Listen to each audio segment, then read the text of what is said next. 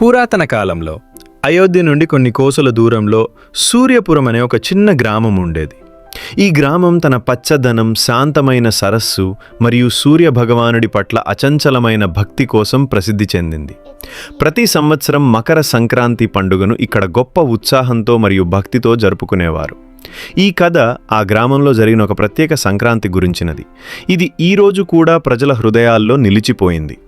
సూర్యపురంలో ఒక సాధారణ గుడిసెలో యశోద అనే తల్లి మరియు ఆమె చిన్న కూతురు రాధిక నివసించేవారు. యశోద ఒక విధవ. ఆమె పొలాల్లో పనిచేసి నువ్వులు, బెల్లం లడ్డూలు తయారు చేసి గ్రామస్తులకు అమ్మేది. రాధిక కేవలం 12 సంవత్సరాల వయసులో తన తల్లికి సంక్రాంతి సన్నాహాల్లో సహాయం చేసేది. మకర సంక్రాంతి రోజు సమీపిస్తోంది. గ్రామంలో పండుగ సన్నాహాలు జోరుగా సాగుతున్నాయి. ఇంటింటా నువ్వుల లడ్డూలు తయారవుతున్నాయి. పిల్లలు గాలిపటాలు ఎగరవేయడానికి పథకాలు వేస్తున్నారు. మరియు గ్రామంలోని సూర్య దేవాలయం రంగురంగుల పూలతో అలంకరించబడుతోంది.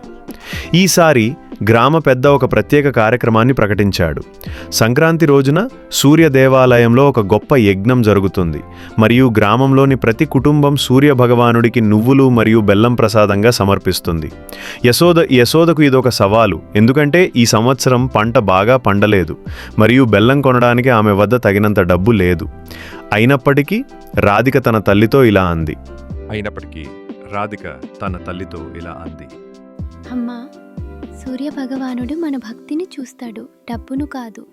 మన వద్ద ఉన్న కొద్దిపాటితోనే ప్రసాదం తయారు చేద్దాం.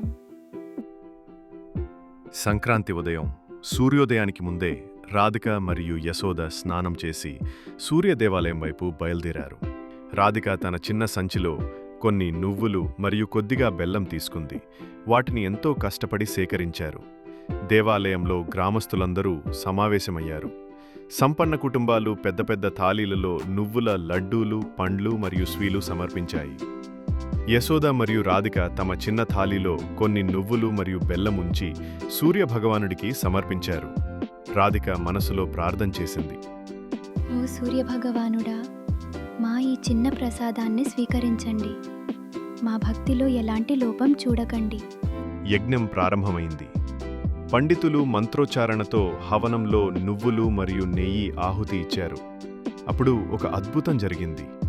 దేవాలయం పైన ఆకాశంలో సూర్యకిరణాలు ఒక్కసారిగా తీవ్రమయ్యాయి మరియు ఒక బంగారు కాంతి దేవాలయంలో వ్యాపించింది.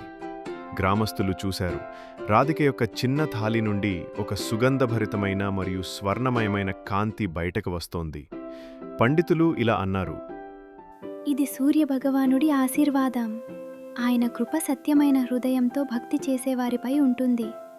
ఆ రోజు నుండి సూర్యపురంలో ఈ కథ ప్రతి సంక్రాంతికి చెప్పబడుతుంది.